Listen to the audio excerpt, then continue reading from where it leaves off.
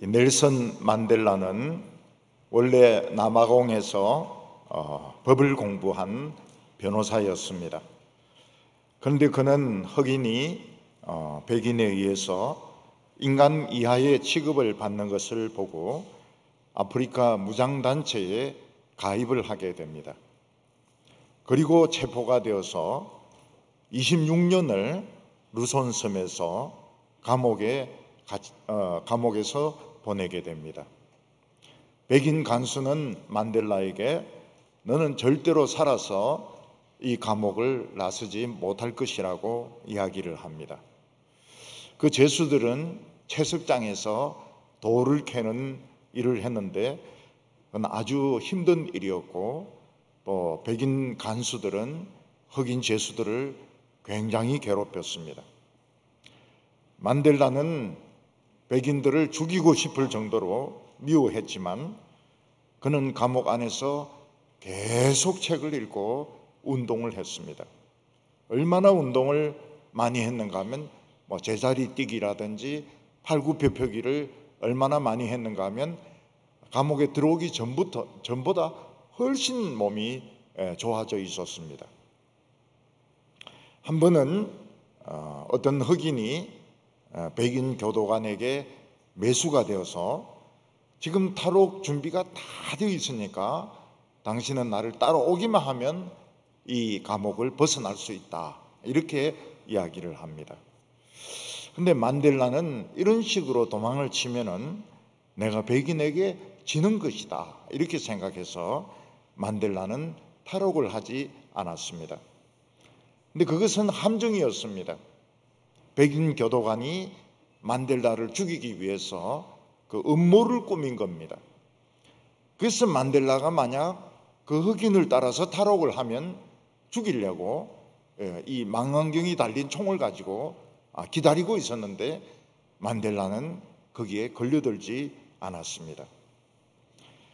만델라는 26년 만에 감옥에서 나오게 되고, 그는 대통령에 출마를 해서 남아공의 대통령이 됩니다.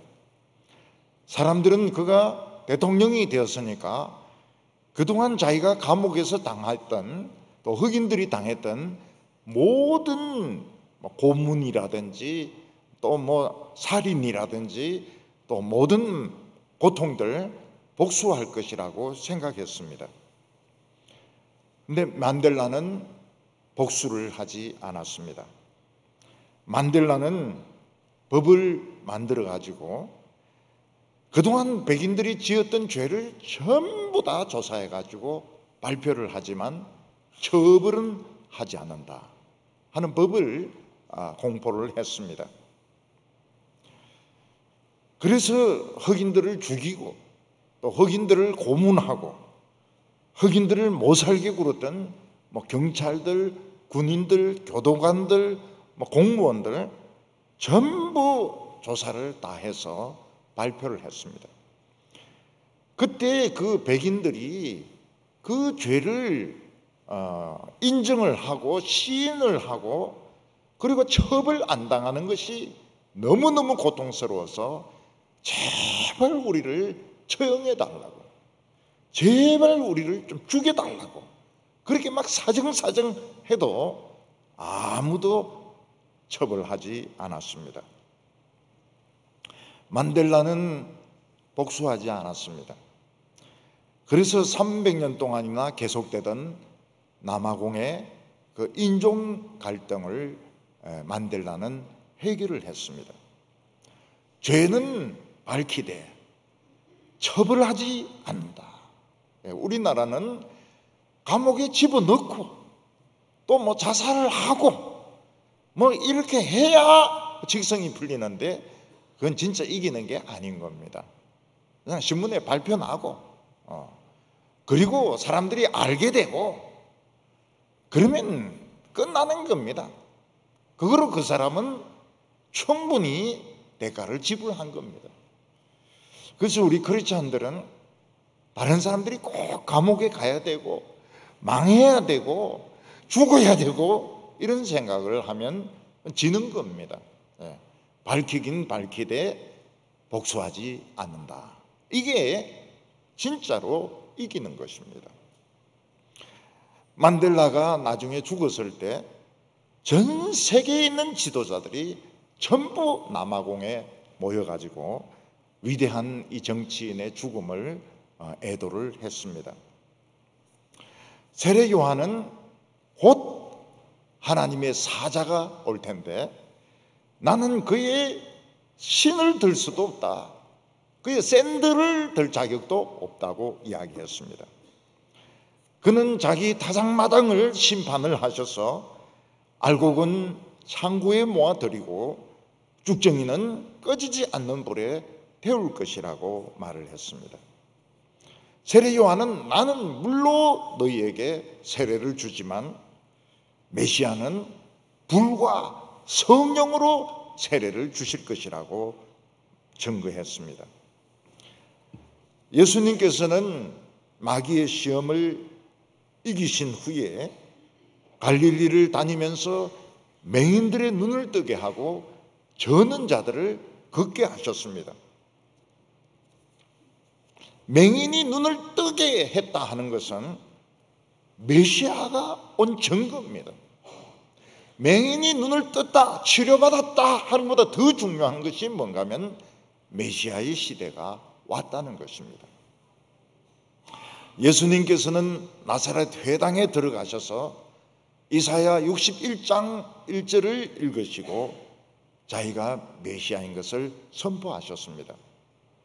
이 말씀이 오늘 너희 귀에 응하였느니라. 그게 무슨 말씀입니까? 내가 바로 이사야 61장이 이야기한 바로 그 메시아다. 그걸 선포를 한 것입니다. 그런데 나사렛 사람들은 예수님의 말씀을 믿지를 않았습니다. 제가 어디 돌아다니다가 맹인의 눈을 뜨는 어술이나 요술을 배웠는지 모르겠지만은 예수는 메시아가 아니야. 우리는 어렸을 때부터 예수가 크는 것을 다 봤어. 예수는 목수의 아들 아니냐? 그러면서 예수님의 말씀을 믿지를 않았습니다. 메시아라면 적어도 귀족 출신이든지 아주 공부를 많이 하든지 이런 사람이 메시아지 어떻게 그 목수 아들이 메시아가 될 수 있나? 그래서 받아들이지 않았습니다. 오히려 그들은 예수님에 대해서 화가 나가지고 예수님 멱살을 끌고 나사렛에 있는 절벽까지 예수님을 끌고 가서 떨어뜨려 죽이려고 얼마나 화가 났는가. 예수님을 죽이려고 했습니다. 그 정도 같으면은 불로 세례를 주신 분, 알곡과 쭉정이를 나누실 메시아가 바로 불이 떨어지게 해서 나사렛을 그냥 소돔과 고모라처럼 멸망을 시킬 수가 있습니다. 그러나 예수님은 복수하지 않았습니다. 엄청난 수치를 당하고 엄청난 마음의 상처를 입었지만은 예수님은 복수하지 아니하셨습니다. 세례 요한조차도 예수님은 불로 심판할 줄 알았습니다. 예수님을 영접하지 않고 예수님에게 무릎 꿇고 절하지 않는 동네는 다 불태울 줄 알았는데 예수님은 복수하지 아니하셨습니다. 그리고 만델라 같이 그들의 죄를 다 드러내지도 아니하셨습니다. 예수님은 더 많은 곳에 다니면서 맹인의 눈을 뜨게 하시고 저는 자들을 걷게 하셨습니다. 그것은 바로 하나님의 용서를 전하는 것이었습니다. 그것은 바로 하나님의 사랑을 선물로 주는 것이었습니다. 예수님은 믿지 않는 자들에게 불이 떨어지는 것은 하나도 급한 것이 아니었습니다. 예수님에게 급한 것이 무엇입니까? 모든 사람들에게 하나님의 사랑을 선물로 주고 하나님의 용서를 선물로 주고, 그래서 나사렛 사람들이 예수님의 말씀을 거부하고 그를 굉장히 부끄럽게 하고 그의 마음에 깊은 상처를 주었지만 예수님은 보복하지 아니하셨습니다. 예수님은 사람들의 죄를 아무도 들추어내지 않았습니다. 단지 본인들이 말씀을 듣고 깨달아서 스스로 회개하게 하셨습니다. 그 대신에 예수님은 사탄의 정체는 드러내셨습니다. 왜냐하면 사람들이 너무나도 사탄에게 쏟고 있었기 때문에 사탄의 정체는 드러내셨습니다. 사람의 죄도 드러내지 아니하셨습니다. 오직 하나님의 용서, 하나님의 사랑을 사람들에게 전하셨습니다. 오늘 첫 번째로 예수님은 권세 있는 말씀을 설교하셨다고 말하고 있습니다.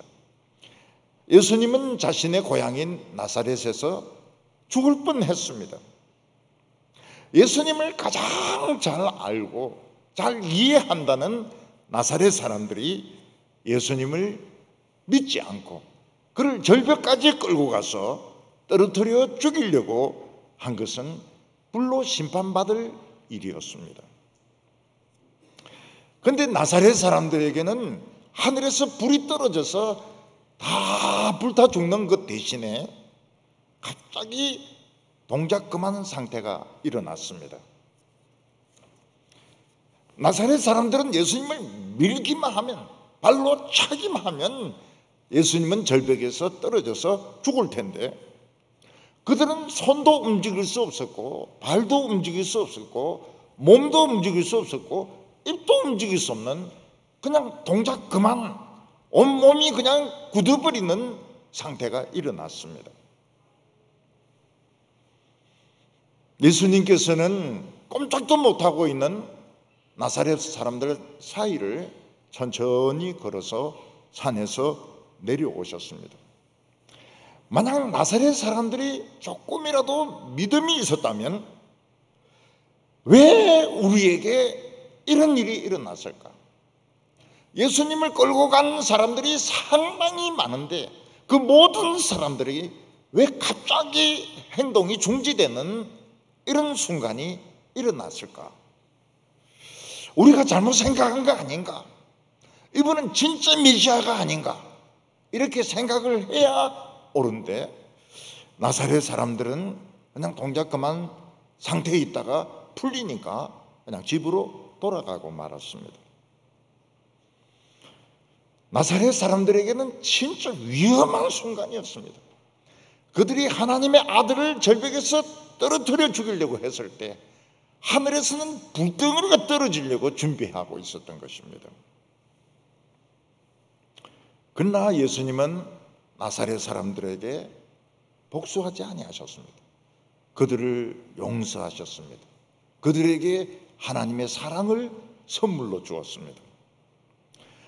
구약 성경에도 보면 이 동작 그만이 일어난 적이 있었습니다.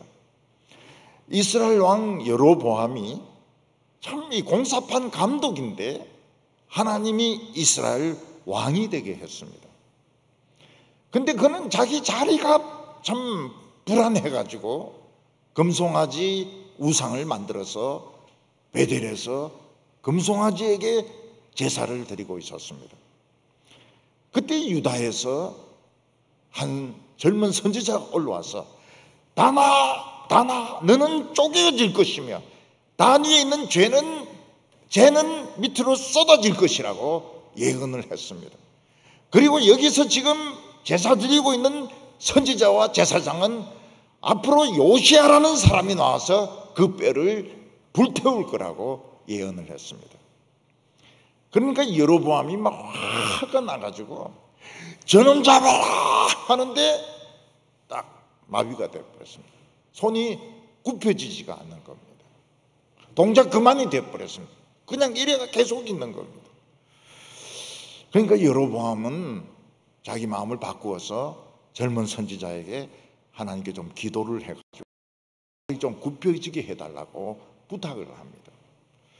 젊은 선지자가 하나님께 기도하니까 이 팔이 굽혀지게 되었습니다. 이 표적이 뭘 의미합니까? 금송아지는 하나님이 아니라는 겁니다. 금송아지를 숭배하는 것은 이건 하나님을 배반하는 것이라는 겁니다. 그런데 여로보암은 금송아지를 포기하지 않습니다. 그는 하나님보다도 사람에게 잘 보이려고 노력하고 금송아지를 끝까지 포기하지 않았습니다. 예수님은 원래 나사렛에서 엄청난 기적을 행하시려고 그냥 한 보따리를 준비해 가셨습니다. 사람들의 병도 낫게 하고 그 어려움도 해결하게 하시고 그들의 마음도 치료하시고 굉장한 축복을 준비해 가셨습니다. 근데 예수님은 그 기적을 거의 쓰지 못했습니다. 왜냐하면 나사렛 사람들이 그 축복을 받을 믿음이 없었고 그 축복을 쓸 시간도 주지 않았습니다. 바로 예수님을 그냥 절벽으로 끌고 가서 떨어뜨려 죽이려고 했기 때문에 예수님은 축복의 보따리를 풀지도 못하고 나사렛을 떠났던 것입니다. 그래서 예수님은 참 안타깝게 생각했습니다. 나사렛은 내가 자란 곳이고 내 고향인데 이들에게 정말 많은 축복을 주려고 정말 보따리를 싸가지고 왔는데 이 사람들은 나에게 그 기회를 주지 않는구나. 그렇게 예수님은 참 아주 안타깝게 생각하셨습니다. 오늘 우리들은 예수님이 보따리를 푸실 수 있는 시간을 드려야 됩니다. 예수님 오늘 보따리 가지고 오셨습니까? 오늘 푸세요. 푸시가지고요 그냥 다 나눠지고 그냥 보따리까지 주시고 가면 좋겠습니다. 이렇게 해야지 너무 급하게 서두르면은 예수님이 아무리 축복을 준비해도 그 축복을 하나도 못 받는 겁니다. 나사렛 사람들은 축복을 거의 못 받았습니다. 병자 한두 명 빼고는 아무도 예수님의 그 능력을 체험을 하지 못했습니다. 예수님은 나사렛에서 가버나움으로 오셔가지고 그 회당에서 굉장히 강력한 말씀으로 설교를 하셨습니다.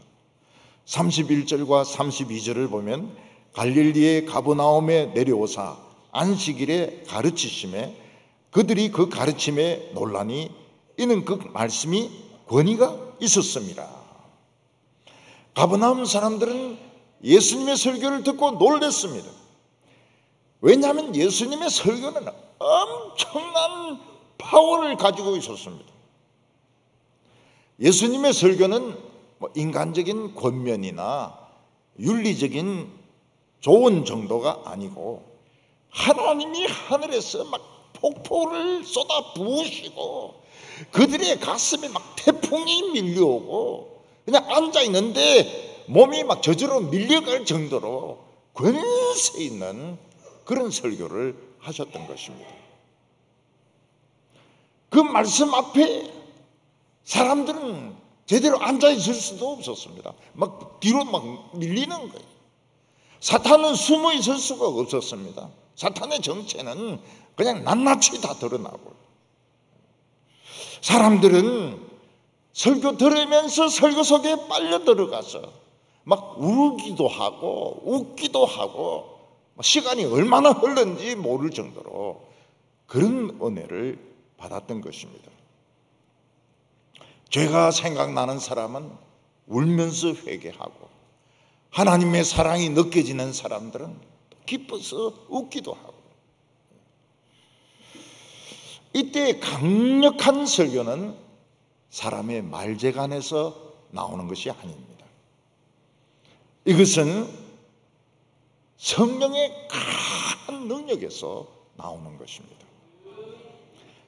이 강력한 설교가 하나님이 우리에게 주시는 최고의 위로의 말씀입니다.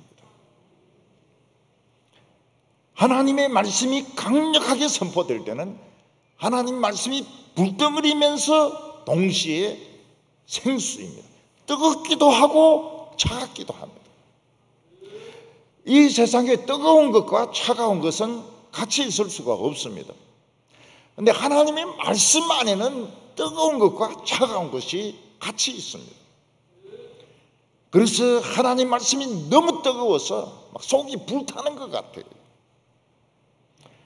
그리고 그 하나님에 대한 사랑, 하나님에 대한 열정이 막 불붙어 오릅니다. 그러면서도 하나님의 사랑은 차갑습니다. 그래서 세상에서 받았던 상처들, 사람으로부터 받았던 여러 가지 모욕들, 오해들 그냥 싹 씻어지면서 뜨거우면서 차가운 이 권세 있는 말씀을 가버나움 사람들은 들었던 것입니다. 사람들이 오늘같이 이 더운 날 하루 종일 걸었다면 목이 말라 미칠 겁니다. 그리고 막 속이 답답할 것입니다. 만약 독사인데 물렸다면 온몸이 부을 것입니다.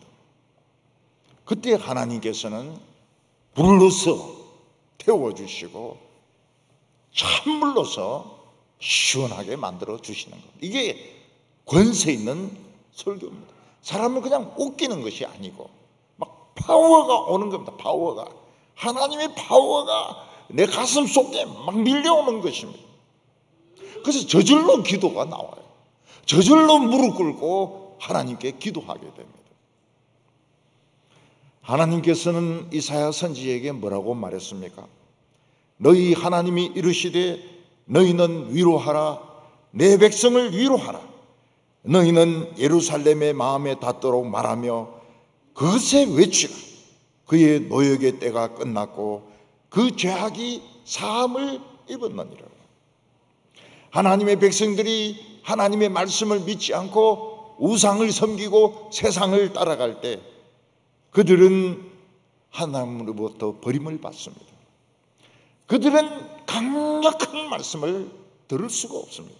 그런 말씀을 전해주는 사람도 없습니다.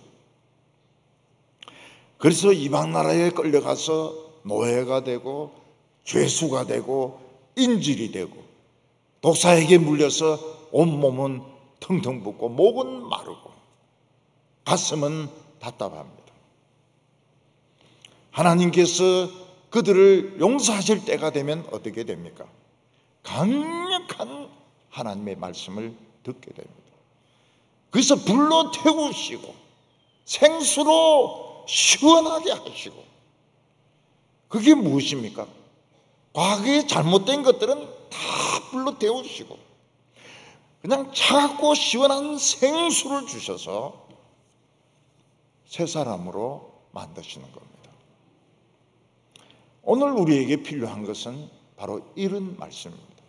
뜨겁고도 차가운 말씀, 강력한 권세 있는 말씀, 하나님의 파워가 막 느껴지고 독사의 독이 빠지고 세상에서 가졌던 그런 모든 마음의 병들이 고쳐지는, 육체의 병들이 고쳐지는 강력한 말씀, 이 말씀이 우리를 살리는 것입니다. 예수님께서는 권세 있는 말씀을 선포하면서 가버나움에서도 틀림없이 맹인의 눈을 뜨게 하고 저는 자들을 걷게 하셨을 겁니다.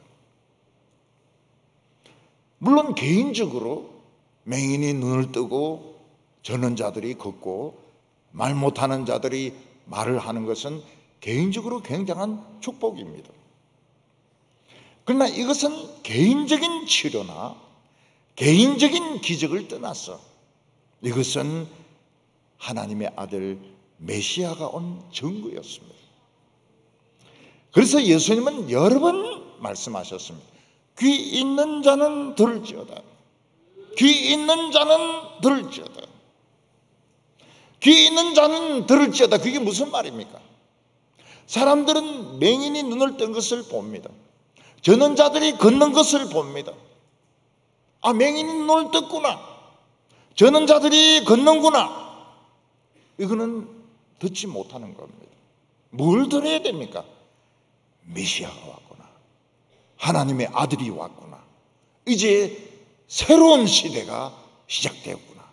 그거를 깨닫는 사람들이 귀가 있어서 듣는 사람인 것입니다. 예를 들어서 우리가 가지고 있는 차가 고장이 나가지고 움직이지 않습니다.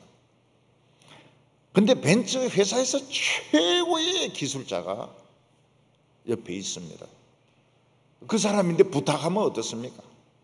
속을 싹 다 드러냅니다. 그리고 부속을 전부 다 바꿉니다. 그래서 최고의 새 차로 만들어줍니다. 새 차로. 그 벤츠 차를 보면 S500 이런 것도 있지만은 AMG라고 적혀 있는 게 있습니다. AMG, AMG 53, AMG S63 이렇게 적혀 있는 게 있습니다. 그건 뭔가 하면 벤츠 회사가 아닙니다. AMG 회사입니다. AMG 회사. AMG는 독일의 지명입니다. 주로 스포츠카를 만드는데 그 AMG 63은 어떻는가 하면 전 조립 과정을 한 사람이 합니다. 한 사람. 근데 이제 53은 그렇게는 못한대요. 53은 한 사람이 조립을 못하고 몇 사람이 조립을 하는데 63부터 AMG 63은 다 한 사람이 자동차 하나를 붙어가지고 완성을 시키는 겁니다. 굉장히 좋죠. 스포츠카 만들던 그 엔진, 껍데기는 벤츠고 안에 들어있는 엔진은 AMG고. AMG 형편되면 사십시오. 형편 안 되면 사지 마십시오. 비쌉니다. 굉장히 비쌉니다. 비싸봐야 한 2억 정도. 우리는 귀가 있어야 됩니다. 들을 수 있는 귀, 볼 수 있는 눈이 있어야 됩니다. 맹인이 눈을 떴다. 맹인이 눈을 떴다. 저는 자들이 걷는다. 이거는 새 시대가 시작된 겁니다. 메시아가 우리인데 온 것입니다.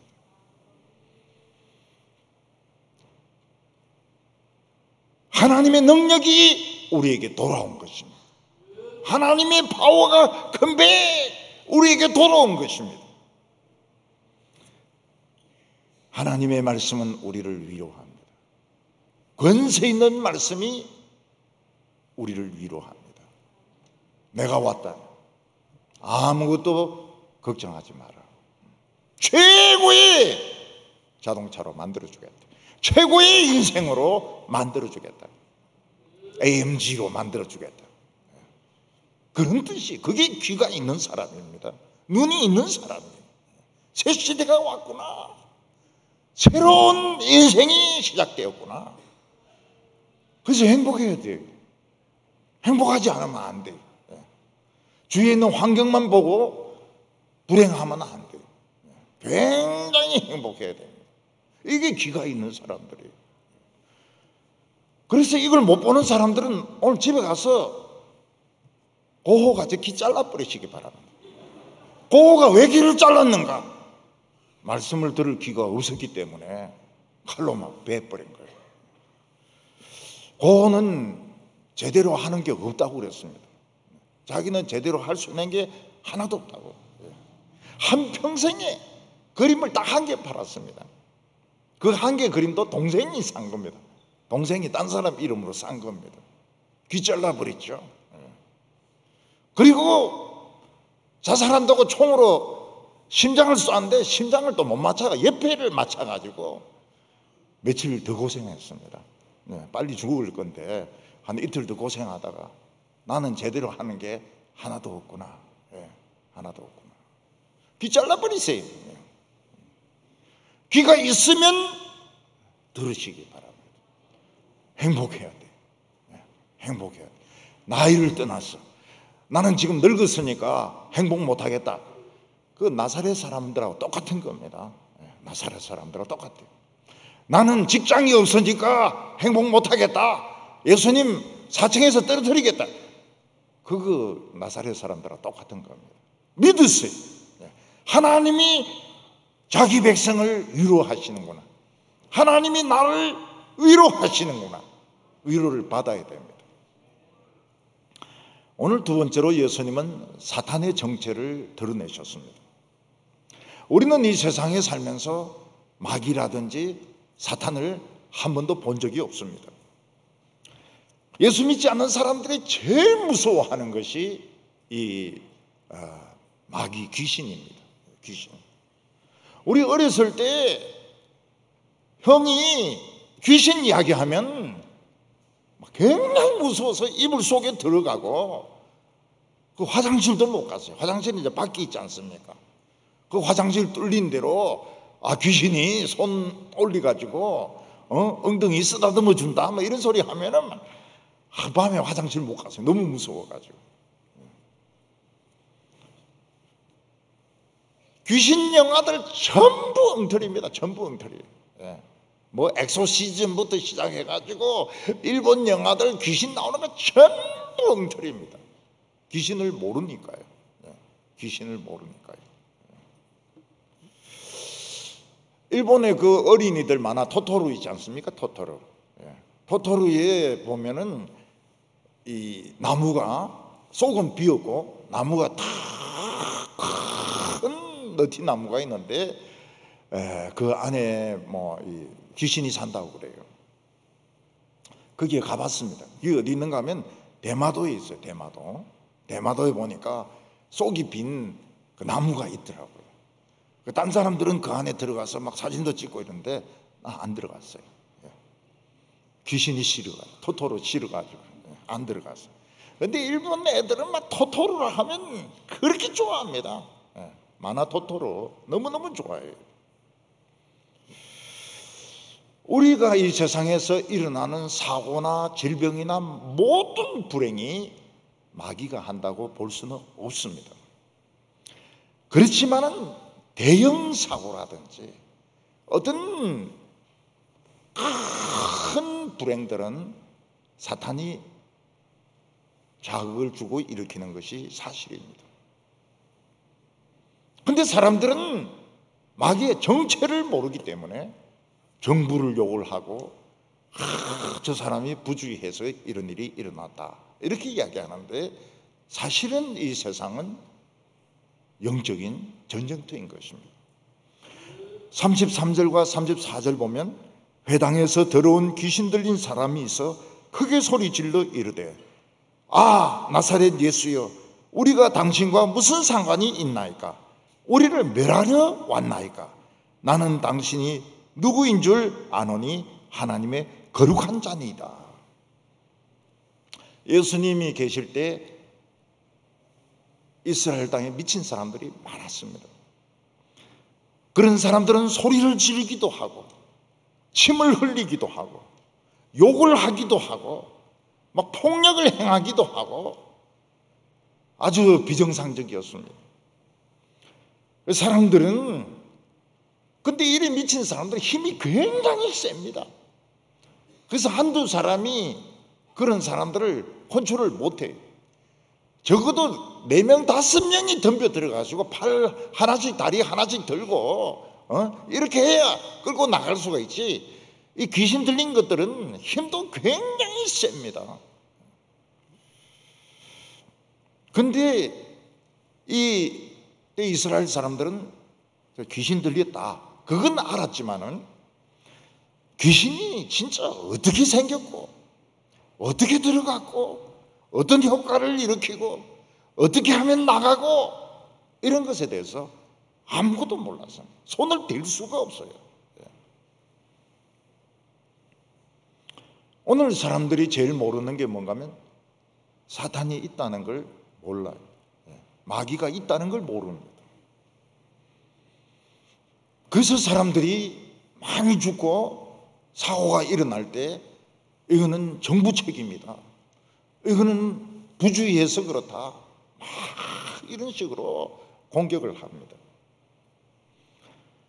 오늘 수많은 사람들이 우울증으로 자살을 하고 있습니다.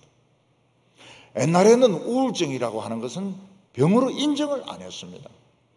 그런데 유명한 배우가 자살을 하고 유명한 인물들이 뭐 정치인들, 뭐 군인들, 막 수도 없이 자살, 학생들 너무너무 많이 자살을 하니까 야, 이 우울증이 굉장히 무서운 병이구나 하는 것을 사람들이 이제 깨닫게 된 것입니다.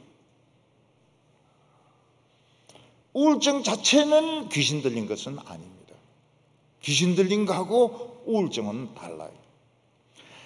그렇지만 넓은 의미에서 보면 사탄의 공격인 것은 틀림이 없습니다. 사탄이 누군가를 자극을 해서 굉장히 공격적인 말을 하게 하고 막 화가 나서 이야기하고 그의 인격을 무시하고 이럴 때 마음에 이제 상처를 입게 되는데 그 분노가 폭발하면 자살을 하게 되는 겁니다. 그래서 우울증은 귀신 들린 거하고는 달라요. 그래서 정신병원에는 목사님이 오는 걸 굉장히 싫어합니다. 의학적으로 치료를 해야 될 게 막 목사님들이 막 머리 안수하고 막 목도 조르고 때리기도 하고 이러니까 환자가 더 나빠진다 해가지고 목사님은 정신과에 신방 못 오도록 해요. 근데 목사님들 요즘 많이 갑니다. 왜냐하면 자기가 걸려서 많이 가요. 그러니까 이 넓은 의미에서 보면 사탄의 역사죠. 다른 가까운 사람을 통해서 막 상처받는 말을 막 하게 하고 막 마음이 상하고 화병이 생기고 그리고 심장병이 생기고 그러다가 막 이게 고통을 견디지 못하니까 속에서 막 물덩어리가 올라오니까 그냥 뛰내려버린 겁니다. 창문에서 뛰내려버려요. 우리나라 어느 곳에서 할로윈 데이라 해가지고 몇십만 명이 몰렸는데 어떻게 밀었는지 다리에 걸려서 넘어졌는지 158명인가 깔려 죽었습니다. 150 몇 명이 다쳐도 이거는 큰 사건인데 깔려 죽어버렸어요. 이거는 사탄의 역사입니다. 누가 밀었느냐? 사탄이 밀은 거예요. 사탄이 밀은 거예요. 사탄이 안 밀고는 그런 일이 일어날 수가 없습니다. 왜 그래 사람들이 모여들었고 왜 그래 밀치고 150명 넘게 죽느냐? 사탄이 죽이려고 작정을 한 겁니다. 우리나라 몇몇 도시에서 동성애자들이 막 키워 축제를 하겠다고 또 막 경찰들은 뭐 어떻고 공무원들은 또 어떻고 막 그렇게 막 길을 쓰는데 이것도 다 사탄의 역사입니다. 사탄의 역사가 없이는 동성애자들이 그래 많을 수도 없고 그래 설칠 수도 없고 옷도 막 엽기적인 옷들 입고 말이죠. 엉덩이 다 보이는 이런 옷을 입고 돌아다니고. 그런데 우리는 사탄과 대화를 나눌 수가 없습니다. 왜냐하면 사탄은 자기 정체를 감추는 데 천재입니다. 사람들의 관심을 딴 데로 돌리는데 굉장히 비상한 머리를 가지고 있습니다.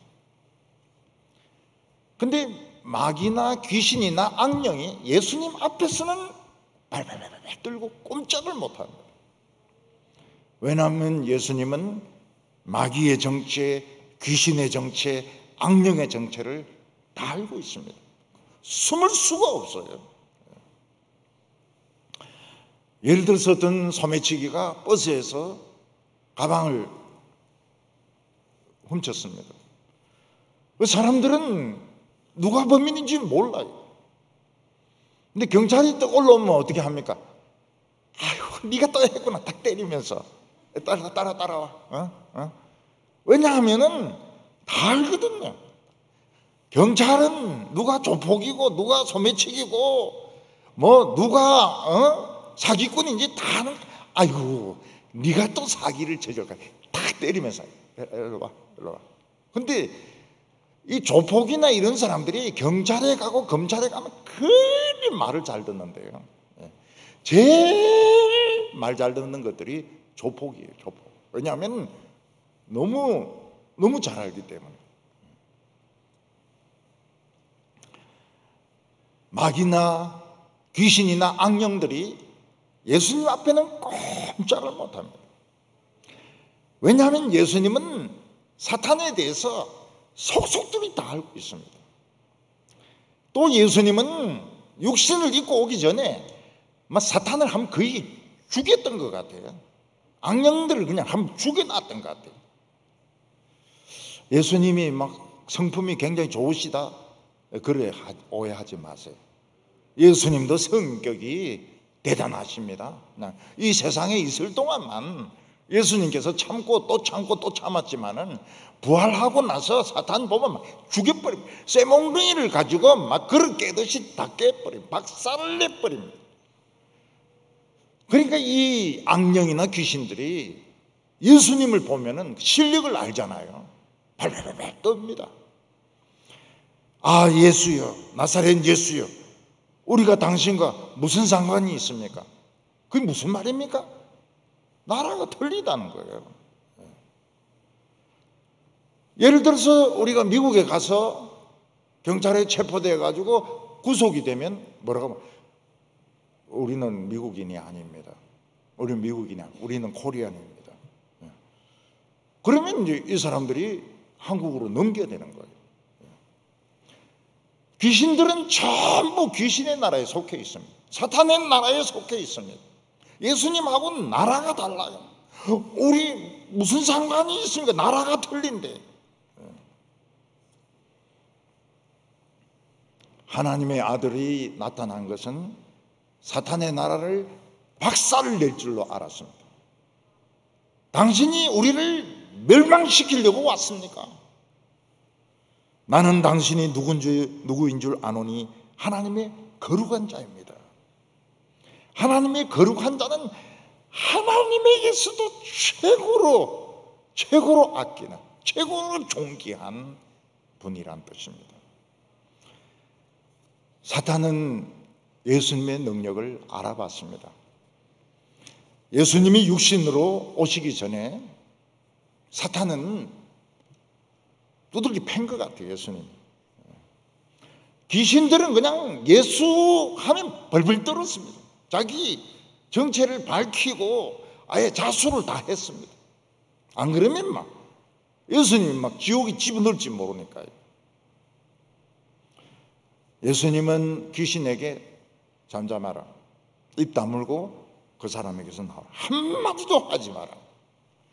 그랬더니 이 못된 귀신이 그 사람을 다 쓰러뜨리고 나오는데 그 사람이 제정신으로 돌아오는 겁니다. 그리고 다친 데가 없었습니다. 예수님은 악한 세력들 쳐부수는데 절대적인 힘을 가지고 있습니다. 예수님은 이 악한 세력들 아무리 핵무기를 가지고 있고 아무리 러시아하고 아무리 북한이고 이러다 하더라도 쇠몽둥이로 두들겨 부숴버립니다. 근데 예수님께서 부수지 않은 이유가 뭡니까? 아직은 써먹을 때가 있었거든. 이용 가치가 있거든.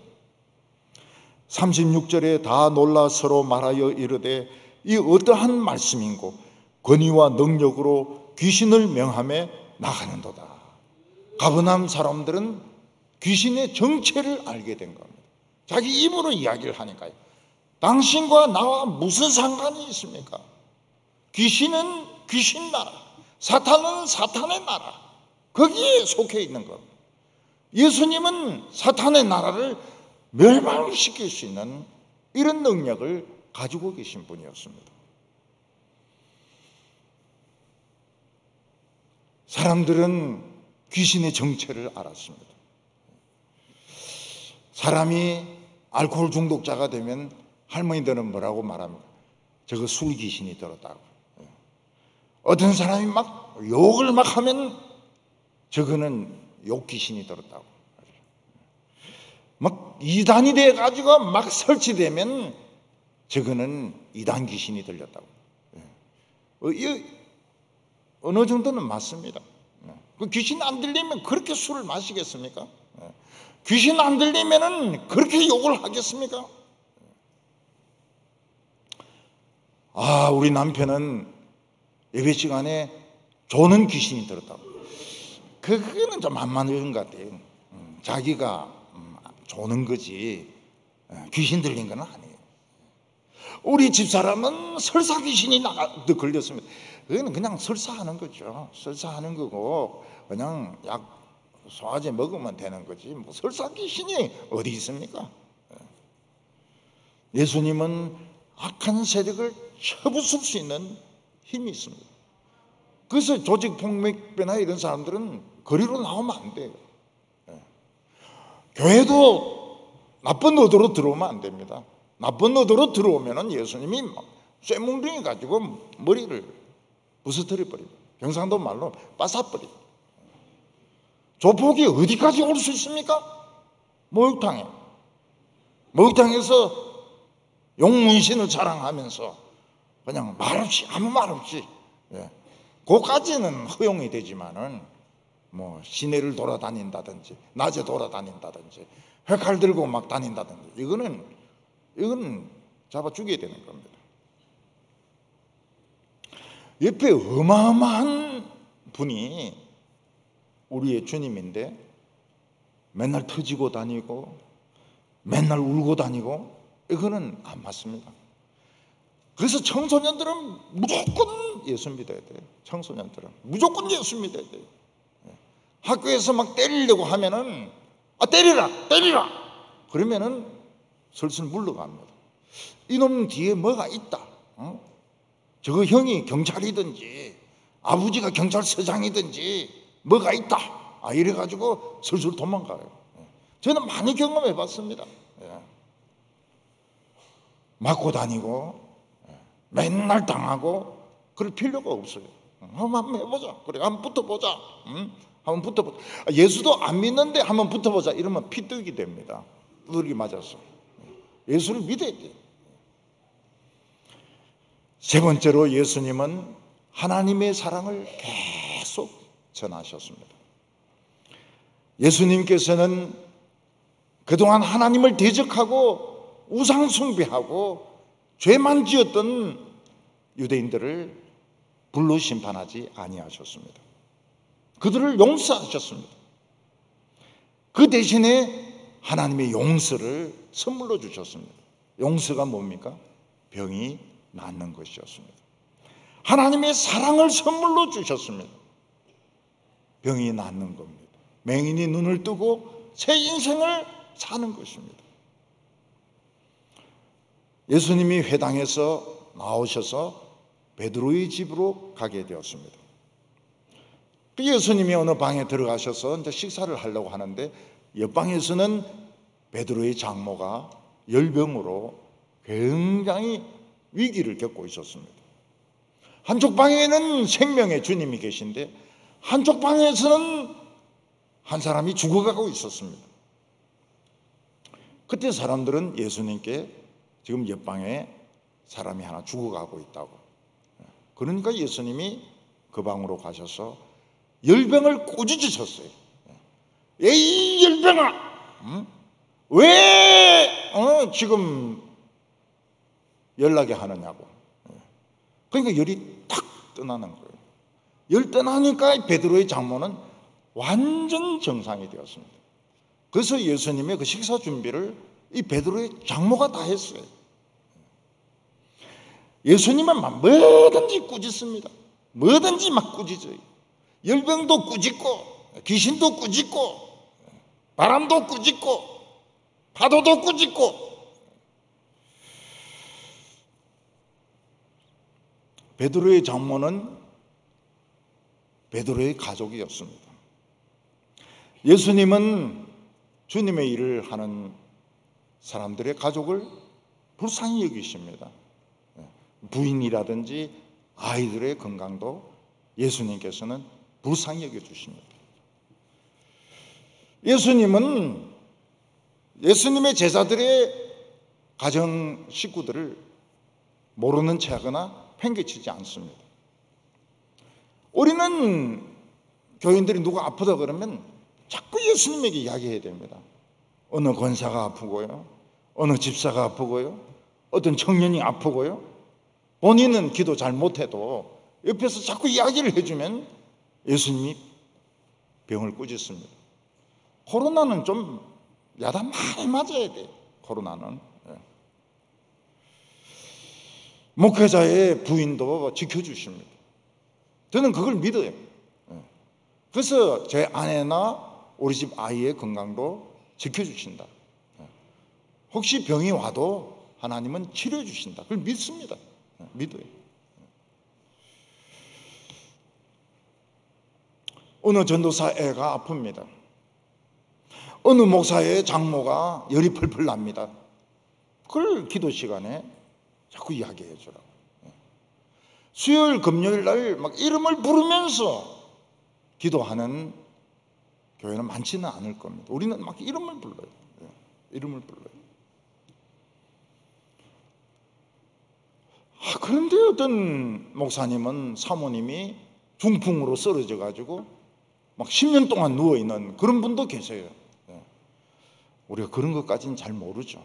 그런 것까지는 잘 모르지만은 그래도 하나님이 은혜 주시도록 기도는 계속해야 됩니다. 예수님의 소문을 듣고 해질 때에 사람들이 많이 몰려왔습니다. 왜냐하면 해 지면서 안식일이 끝나거든요. 안식일 날을 치료받는 것을 못하게 하기 때문에 해가 질 때쯤 돼가지고 사람들이 막 몰려오는 겁니다. 한번 장면을 생각해 보시기 바랍니다. 어떤 사람은 들것에 들려옵니다. 어떤 사람은 목발을 짚고 옵니다. 어떤 사람은 앞이 보이지 않으니까 막 손으로 더듬으면서 오든지 누가 부축해서 옵니다. 엄마는 아기가 열이 펄펄 나니까 아기를 업고 예수님에게로 옵니다. 사람들이 막 예수님에게로 몰려드는 것입니다. 예수님께서는 집 밖에 나가셔가지고 한 사람 한 사람 다 안수를 해주십니다. 맹인은 눈을 뜨고 들것에 들려온 사람들은 일어서서 걷고 열이 펄펄 나던 아기들은 열이 떨어지고 방긋방긋 웃든지 자든지 하고 귀신 들린 사람 막 소리를 막 당신이 누군지 압니다. 하나님의 아들입니다. 시끄럽다 이놈아. 입 다물어. 안 나가면 쇠뭉둥이로 팬다 했더니 조용해져 버렸어요. 다음 날이 되었을 때 제자들은 얼마나 많은 사람들이 예수님에게 병고침을 받으러 올 것인가. 벌써 새벽부터 막 사람들이 막 몰려오는 겁니다. 예수님이 안 계세요. 예수님은 저 빈들에 가서 기도하고 있었습니다. 예수님 많은 환자들이 있습니다. 이 환자들도 고쳐야 되겠고 하나님의 말씀도 전해야 되겠고 어느 것이 더 중요합니까? 하나님 저에게 가르쳐 주십시오. 예수님께서는 우선순위를 하나님께 물었습니다. 그랬더니 하나님께서는 병 고치는 것은 그 정도 하고 다른 데 가서 복음을 전해라고 말씀하셨습니다. 너는 의사로 간 것이 아니다. 너는 하나님의 기쁜 소식, 하나님의 사랑을 전하기 위해서 간 것이다. 그래서 딴 마을로 가가지고 복음을 전해라고 하나님의 그 음성을 들었던 것입니다. 예수님께서 다른 마을로 가려고 하니까 동네 사람들이 막 예수님 붙들고 지금 환자들이 지금 막 오고 있는데 예수님 가시면 어떻게 합니까? 그때 예수님은 나는 다른 동네도 가야 된다. 거기서 복음을 전해야 된다. 이것이 내가 보냄을 받은 것이라고 말씀하셨습니다. 예수님이 거기 계시면서 오는 사람들 병 고치면 어떻게 되겠습니까? 병원이 되는 겁니다. 병원이 돼요. 삼성병원, 아산병원이 되는 것입니다. 육신의 병만 고치는 겁니다. 그런데 예수님께서는 사람들의 마음속에 하나님의 말씀을 전하기를 원하셨습니다.